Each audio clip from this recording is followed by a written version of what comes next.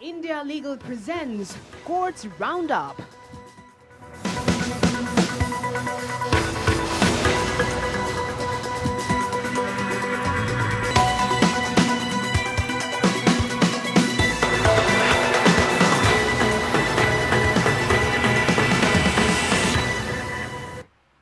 नमस्कार, आप देख रहे हैं कोर्ट्स राउंड अप और मैं हूं आपके साथ नेहा दुबे। इस बुलेटिन में अगले आधे घंटे आपको कोर्ट से जुड़ी तमाम छोटी बड़ी खबरों से करवाएंगे रूबरू।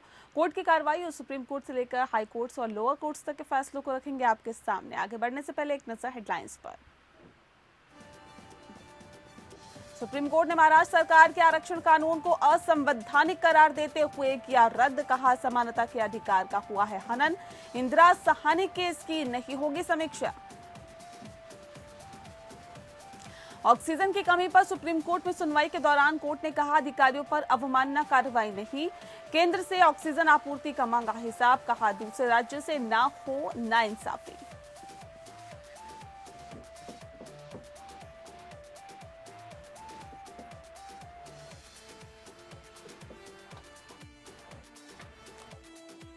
कहा ऑक्सीजन की कमी से कोविड मरीजों की मौत नरसंहार से कम नहीं, कोर्ट ने मौतों की जांच के दिए आदेश। केरल हाईकोर्ट ने कहा मास्क न पहनने पर अपशब्द है, कहना है प्रताड़ना। राज्य पुलिस सब प्रमुख से मांगी रिपोर्ट, कहा पुलिस को करना चाहिए सहानुभूति के साथ काम।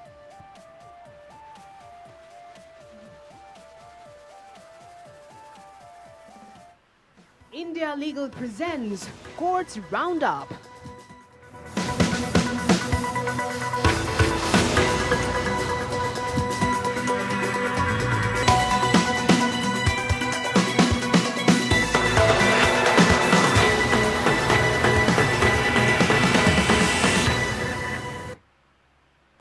वहीं सुप्रीम कोर्ट ने महाराष्ट्र में मराठा समुदाय को सरकारी नौकरियों और शैक्षणिक संस्थानों में मिले आरक्षण को असंवैधानिक करार दिया है। यह आरक्षण आर्थिक और सामाजिक पिछड़ेपन के आधार पर दिया गया था। कोर्ट ने अपने फैसले में कहा कि 50% आरक्षण की सीमा तय करने वाले फैसले पर फिर से विचार की जरूरत नहीं है। मराठा आरक्षण 50% सीमा का उल्लंघन करता है।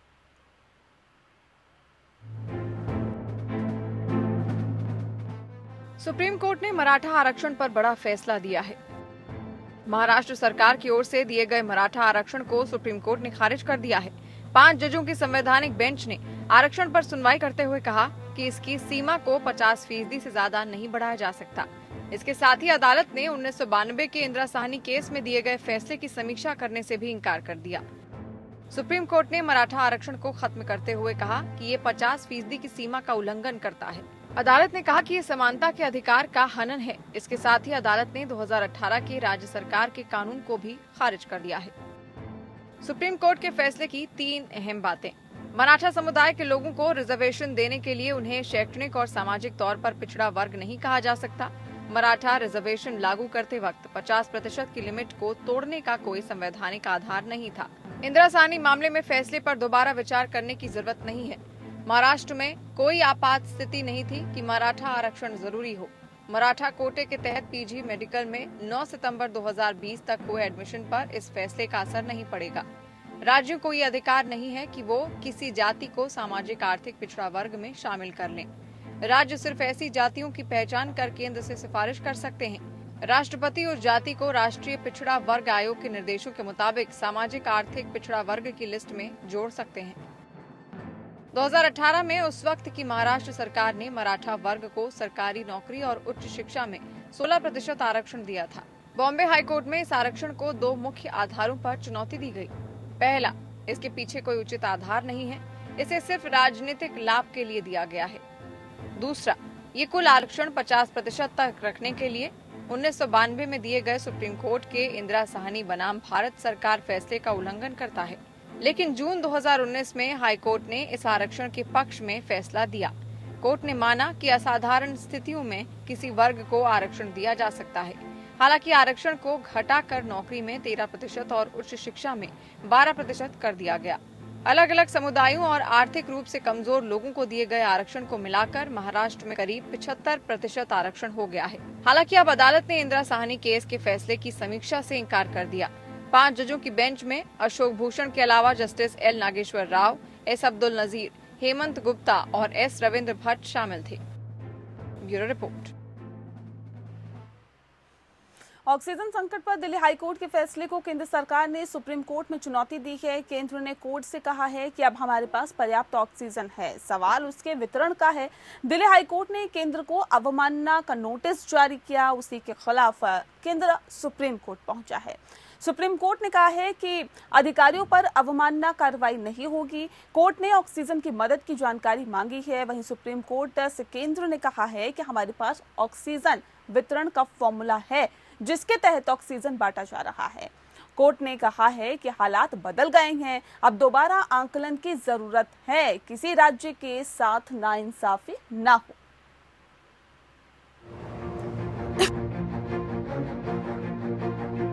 ऑक्सीजन संकट पर दिल्ली हाईकोर्ट के फैसले के खिलाफ केंद्र सरकार की याचिका पर सुप्रीम कोर्ट में सुनवाई हुई।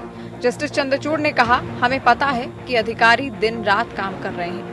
नोडल एजेंसी की अधिकारी ने खुद कोविड पॉजिटिव होते हुए भी कोर्ट को विस्तृत जानकारी दी थी। अधिकारियों पर अवमानना की कार्रवाई का हमारा कोई इरादा नहीं है, इससे कोई मदद नहीं मिलेगी। सॉलिसिटर जनरल तुषार मेहता ने कोर्ट से कहा, हम किसी के खिलाफ यहाँ नहीं पहुँचे हैं। केंद्र और दिल्ली अपनी अपनी भूमिका निभा रहे हैं। 700 मीट्रिक टन ऑक्सीजन का आदेश हुआ था, जिसमें से 585 मीट्रिक टन ऑक्सीजन पहुंच चुकी है। शुरू में बहुत समस्या थी, अब हमारे पास पर्याप्त ऑक्सीजन है, सवाल उसके वितरण का है। फिलहाल हमारे पास 9700 मीट्रिक टन ऑक्सीजन उपलब्ध है। इसको देश के अलग अलग हिस्सों में किस तरह से बांटा जा रहा है, इसको समझना होगा। जस्टिस शाह ने केंद्र से कहा, कृपया बताएं कि ऑक्सीजन की समस्या हल करने के लिए क्या कदम उठाए गए हैं। आप अपनी योजना बताइए। हमें ये भी देखना होगा कि दूसरे राज्यों के साथ नाइंसाफी ना हो। जस्टिस चंद्रचूड़ ने कहा, आप बताइए कि 2 मई की रात हमारा आदेश आने के बाद से क्या क्या किया गया। केंद्र की ओर से एडवोकेट मेहता ने बताया, 3 मई को 443 मीट्रिक टन, 4 मई को 585 मीट्रिक टन ऑक्सीजन दी गई। 351 मीट्रिक टन ऑक्सीजन दोपहर तक दिल्ली पहुंची है। आगे जस्टिस चंद्रचूड़ ने कहा, हम बॉम्बे हाईकोर्ट से भी सीखना चाहेंगे, वहाँ बेहतर काम हुआ है। केंद्र सरकार ने कहा है कि हमने मुंबई से उनका ऑक्सीजन मैनेजमेंट का मॉडल मांगा है, ताकि उसको दिल्ली के साथ साथ देश के दूसरे राज्यों में भी लागू किया जा सके। सॉलिसिटर जनरल ने सुनवाई के दौरान कहा, जिम्मेदारी केंद्र और राज्य दोनों की हो तो सिर्फ एक के सिर ही सब कुछ कैसे मढ़ा जा सकता है। सॉलिसिटर जनरल ने कहा, हमने पूरे देश के लिए ऑक्सीजन का एक फॉर्मूला तैयार किया है, जो कि सभी राज्यों पर लागू है, जिसमें ऑक्सीजन की जरूरत तय की गई है। जस्टिस चंद्रचूड़ ने कहा, आपका जो फॉर्मूला है डिमांड का, वो कुछ आकलन के ऊपर आधारित है, लेकिन परिस्थितियां बदल रहा है, हर राज्य की अलग जरूरत है। हाईकोर्ट ने केंद्र सरकार से कहा था कि राष्ट्रीय राजधानी को ऑक्सीजन की आपूर्ति के संबंध में पारित आदेशों की अनुपालन न किए जाने पर अधिकारियों के खिलाफ अदालत की अवमानना की कार्रवाई क्यों न शुरू की जाए। Bureau report. दिल्ली हाईकोर्ट ने दिल्ली पुलिस बाजार में आम आदमी के लिए उपलब्ध कोविड-19 से संबंधित दवाओं की जमाखोरी और गैर कानूनी तरीके से वितरित करने वाले राजनीतिक दलों के नेताओं के खिलाफ एफआईआर दर्ज करने की मांग करने वाली जनहित याचिका पर रिपोर्ट दाखिल करने को कहा है। न्यायमूर्ति विपिन सांघी और न्यायमूर्ति रेखापल्ली की खंडपीठ ने दिल्ली पुलिस के आयुक्त को मामले में रिपोर्ट दाखिल करने के लिए कहा और मामले को 17 मई को सुनवाई के लिए सूचीबद्ध किया। हालांकि केंद्रीय जांच ब्यूरो द्वारा मेडिकल माफिया राजनेताओं की साठगांठ की जांच की मांग करने वाली याचिका में एक विशिष्ट प्रार्थना के संबंध में बेंच ने कहा कि वे इस मामले को सीबीआई को सौंपने के लिए इच्छुक नहीं है। हरुदुआ फाउंडेशन के अध्यक्ष डॉक्टर दीपक सिंह द्वारा दायर इस याचिका में अधिवक्ता गौरव पाठक ने राजनेताओं और चिकित्सा माफियाओं की साठगांठ की और सीबीआई जांच की मांग की और राष्ट्रीय सुरक्षा अधिनियम 1980 के तहत ऐसे व्यक्तियों को हिरासत में लेने की अपील की जो कोविड-19 से संबंधित दवाओं की कालाबाजारी में लिप्त हैं। याचिका में हाईलाइट किए गए राजनेताओं द्वारा कोविड-19 से संबंधित दवाओं को वितरित करने की घटनाएं इस प्रकार है। सांसद गौतम गंभीर भारतीय जनता पार्टी ने अपने कार्यालय में फॉबेल्फ्यू के मुफ्त वितरण का ही घोषणा वहां पे कर दी और उन्होंने बीजेपी गुजरात इकाई के प्रमुख ने रेमडेसिविर के 5000 डोज के मुफ्त वितरण की घोषणा की। उत्तर महाराष्ट्र के बीजेपी विधायक शिरीष चौधरी ने बिना किसी लाइसेंस के अवैध रूप से रेमडेसिविर शीशियों का वितरण किया। शरद पवार और एनसीपी के रोहित पवार ने कथित तौर पर रेमडेसिविर के 300 से ज्यादा शीशियों का वितरण किया, याचिका में कहा गया।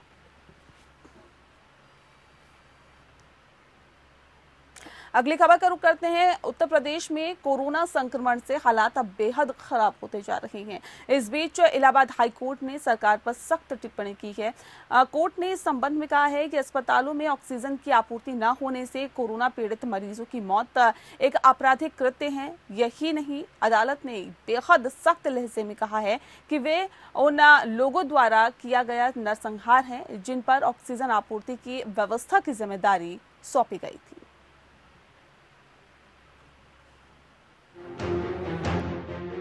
कोरोना संकट के बीच ऑक्सीजन की किल्लत को लेकर इलाहाबाद हाई कोर्ट ने सख्त टिप्पणी की है। कोविड के बढ़ते संक्रमण को लेकर कायम जनहित याचिका पर सुनवाई के दौरान हाई कोर्ट ने अस्पतालों में ऑक्सीजन की आपूर्ति न होने और इससे हो रही मौतों को नरसंहार की तरह बताया है। कोर्ट ने कहा है कि अस्पतालों में ऑक्सीजन की आपूर्ति न होने से कोविड मरीजों की मौत आपराधिक कृत्य जैसा है। कोविड मरीजों की मौत उनके लिए किसी नरसंहार से कम नहीं है, जिन्हें लिक्विड मेडिकल ऑक्सीजन की आपूर्ति सुनिश्चित करने का काम सौंपा गया है। जस्टिस सिद्धार्थ वर्मा और जस्टिस अजित कुमार की बेंच राज्य में कोरोना के बढ़ते मामले और क्वारंटाइन सेंटर की स्थिति को लेकर दायर पिटीशन पर सुनवाई कर रही थी। इसी दौरान लखनऊ और मेरठ में ऑक्सीजन की कमी से हो रही मौतों को लेकर सोशल मीडिया पर चल रही खबरों के रेफरेंस में कोर्ट ने कमेंट किया। साथ ही दोनों जिलों के डीएम को भी ऐसी खबरों की 48 घंटे में जांच कर अगली सुनवाई पर ऑनलाइन पेश होकर रिपोर्ट देने को कहा। इस दौरान स्टेट इलेक्शन कमीशन की ओर से हलफनामा दाखिल किया गया। इसके अलावा 9 जिलों के डिस्ट्रिक्ट जज की ओर से कोविड को लेकर अदालत में रिपोर्ट दाखिल की गई। Additional advocate general Manish Goyal ने कोर्ट से 2 दिन की मोहलत मांगी है। 27 अप्रैल को पिछली सुनवाई के आदेश के पालन के लिए समय मांगा है। मामले की सुनवाई के दौरान राज्य सरकार के कोविड को लेकर उठाए गए कदमों और चिंता से भी अवगत कराया। राज्य सरकार की तरफ से बताया गया कि प्रदेश में 17,614 आइसोलेशन बेड्स और 5,510 आईसीयू व एसडीयू बेड्स अलग अलग अस्पतालों में उपलब्ध है। सरकार ने कोर्ट को 2 दिन बढ़ाए गए वीकेंड कर्फ्यू की भी जानकारी दी। इस बीच हाईकोर्ट बार एसोसिएशन के अध्यक्ष सीनियर एडवोकेट अमरेंद्र नाथ सिंह ने कोर्ट से मांग की है कि कोरोना के संक्रमण की चेन तोड़ने के लिए लॉकडाउन ही अंतिम विकल्प है। यूपी पंचायत चुनाव के दौरान नियमों के उल्लंघन को लेकर हाई कोर्ट ने इलेक्शन कमीशन से अगली सुनवाई पर काउंटिंग की सीसीटीवी फुटेज मांगा है। कोर्ट ने पेन ड्राइव में अगली सुनवाई पर काउंटिंग एरिया और सेंटर दोनों के फुटेज मांगे हैं। कोर्ट ने लखनऊ, प्रयागराज, वाराणसी, गोरखपुर, गाजियाबाद, मेरठ, गौतम बुद्ध नगर और आगरा जिलों की फुटेज मांगी है। इसके अलावा कोर्ट ने जस्टिस वीरेंद्र कुमार श्रीवास्तव का कोरोना के चलते हुए निधन पर हलफनामा मांगा। एडिशनल एडवोकेट जनरल से उन्हें दिए गए इलाज को लेकर हलफनामे में जानकारी मांगी गई है। Bureau report.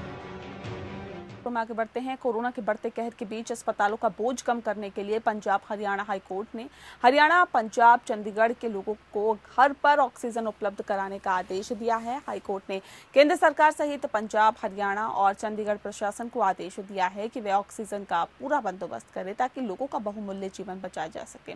हाई कोर्ट ने कहा है कि घरों में ऑक्सीजन के सप्लाई का काम म्युनिसिपल अथॉरिटीज को दिया जाए, क्योंकि स्वास्थ्य विभाग के लोगों के पास वैसे भी इस समय वक्त नहीं है और वो काफ़ी व्यस्त हैं।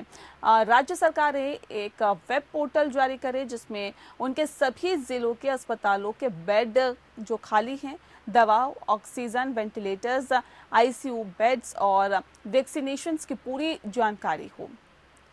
पोर्टल को लगातार अपडेट किया जाए ताकि आम लोगों को जानकारी मिल सके कि कहां पर बेड खाली है और कहां से ऑक्सीजन मिलेगी और कहां पर दवाएं उपलब्ध होगी। जहां ज़्यादा ज़रूरत हो वहां पर्याप्त सप्लाई भी की जाए। जहां से ऑक्सीजन और दवाओं की जमाखोरी और कालाबाजारी की शिकायत आए उनके खिलाफ तत्काल कड़ी कार्रवाई की जाए। इस मामले में हाईकोर्ट को सहयोग दे रहे सीनियर एडवोकेट रूपिंदर खोसला ने हाईकोर्ट को बताया है कि पंजाब के बरनाला, मोहाली और अन्य जगहों के इंस्टीट्यूट ऑफ मेडिकल साइंस में कई वेंटिलेटर खाली पड़े हैं, उनका कोई इस्तेमाल नहीं किया जा रहा है। इस पर हाई कोर्ट ने पंजाब सरकार को इस वेंटिलेटर्स को तत्काल इस्तेमाल करने में लाने के आदेश भी दिए हैं। पंजाब सरकार ने हाई कोर्ट को बताया है कि उन्हें अभी तक पर्याप्त ऑक्सीजन नहीं मिल पा रही है। हालांकि उन्होंने मेडिकल ऑक्सीजन बनाने के लिए राज्य के उद्योगों को 7 लाइसेंस जारी कर दिए हैं। अगली खबर का रुख करते हैं। केरल हाईकोर्ट ने एक व्यक्ति द्वारा सार्वजनिक रूप से मास्क न पहनने पर कुछ पुलिस अधिकारियों द्वारा उसके साथ किए गए मौखिक दुर्व्यवहार और अत्याचार को लेकर दायर याचिका पर सुनवाई के दौरान कहा कि ऐसे मामलों से निपटने पर सहानुभूति की आवश्यकता है। न्यायमूर्ति देवन रामचंद्रन, जो उस व्यक्ति की याचिका पर सुनवाई करते हुए डिवीजन बेंच का हिस्सा थे, ने मौखिक रूप से देखा कि इस दौरान हालात को संभालने के लिए महान भूमिका निभाने वाली पुलिस को सहानुभूति के साथ काम करना है। उन्होंने कहा कि हम समझते हैं कि कोविड-19 की दूसरी लहर चल रही है और हम जानते हैं कि लोग अभी भी इसका उल्लंघन कर रहे हैं। ये एक छोटा अल्पसंख्यक समूह है और आप पुलिस बल का उपयोग नहीं कर सकते हैं। न्यायमूर्ति देवन रामचंद्रन ने और न्यायमूर्ति डॉक्टर कौसर एडापागत की खंडपीठ के लिए बोलते हुए कहा कि आरोपों का निश्चित रूप से राज्य पुलिस प्रमुख का ध्यान आकर्षित करना है और ऐसे में न्यायालय ने ये हालांकि स्पष्ट किया है कि वह खुद आरोपों पर राय नहीं दे रहा है। राज्य पुलिस प्रमुख को आरोपों की सत्यता पर एक रिपोर्ट दर्ज करने के लिए निर्देशित किया गया है। कोर्ट ने अपने आदेश में कहा है कि इस समय हम ये नहीं कहते हैं कि इस समय याचिकाकर्ता के आरोप सही है, लेकिन हम निश्चित है कि अगर वे है तो राज्य पुलिस प्रमुख की ओर से इस पर उचित प्रक्रिया की आवश्यकता है। याचिका एर्नाकुलम में मुन्ना बम के एक ड्राइवर वैशाख ने दायर की है और ऐसे में उसे पुलिस द्वारा उस समय गिरफ्तार किया गया जब उसने फोन पर किसी से बात करते हुए अपना मास्क हटा दिया। मद्रास उच्च न्यायालय ने माननीय प्रधानमंत्री सरकार के खिलाफ नारेबाजी करने और पुलिस कर्मियों के साथ दुर्व्यवहार करने वाले 2 व्यक्तियों को जमानत देती है। आपको बता दें कि बताया ये भी जा रहा है कि उन्हें जमानत देते हुए न्यायमूर्ति एम धंधापानी की खंडपीठ ने देखा। इस तथ्य को ध्यान में रखते हुए उन पर एकमात्र आरोप ये है कि उन्होंने केवल मृतक का माओइस्ट नेता की प्रशंसा करते हुए नारा लगाया है और उस सरकार के खिलाफ नारे भी लगाए। अभियोजन का मामला ये था कि सभी याचिकाकर्ता एक प्रतिबंधित माओइस्ट संगठन के समर्थक है। कथित तौर पर जब इस मामले में A1 के पति की मृत्यु हो गई कथित तौर पर पुलिस मुठभेड़ में, तो मृतक के समर्थन में सभी याचिकाकर्ताओं ने मृतक की प्रशंसा करते हुए नारेबाजी की और माननीय प्रधानमंत्री सरकार के खिलाफ नारेबाजी करने और पुलिस कर्मियों के साथ दुर्व्यवहार किया। सभी याचिकाकर्ताओं के खिलाफ एक आपराधिक मामला दर्ज किया गया था। इसके बाद जमानत की मांग करते हुए वे उच्च न्यायालय के सामने आए। घटना आपको बता दें कि 2019 में हुई थी और उनके खिलाफ केवल आरोप ये था कि सभी याचिकाकर्ताओं ने मृतक माओइस्ट नेता की प्रशंसा के अंदर नारे लगाए और जो इस मामले में A1 का पति है और उन्होंने कथित तौर पर सरकार के खिलाफ नारे लगाए और कहा कि उन पर किसी भी हिंसा का आरोप नहीं था।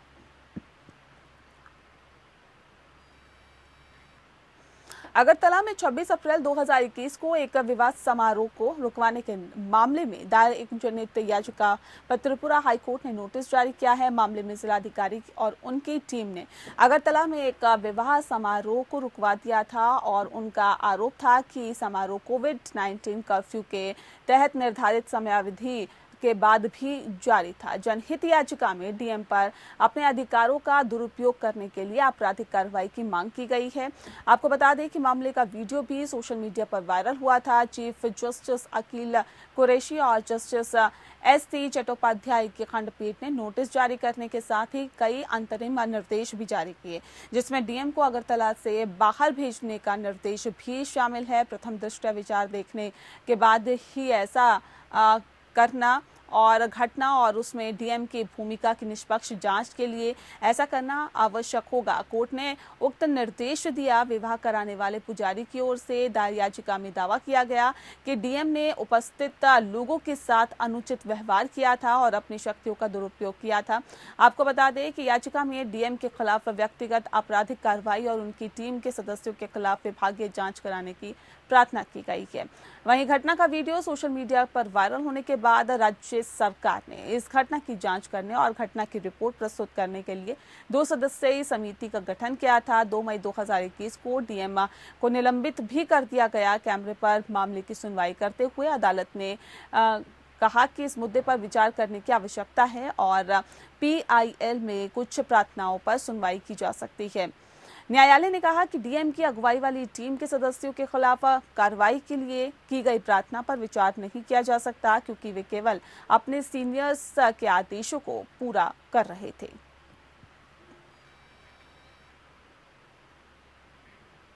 और चलिए इसी के साथ फिलहाल इस बुलेटिन में इतना ही। नमस्कार। India Legal presents Courts Roundup.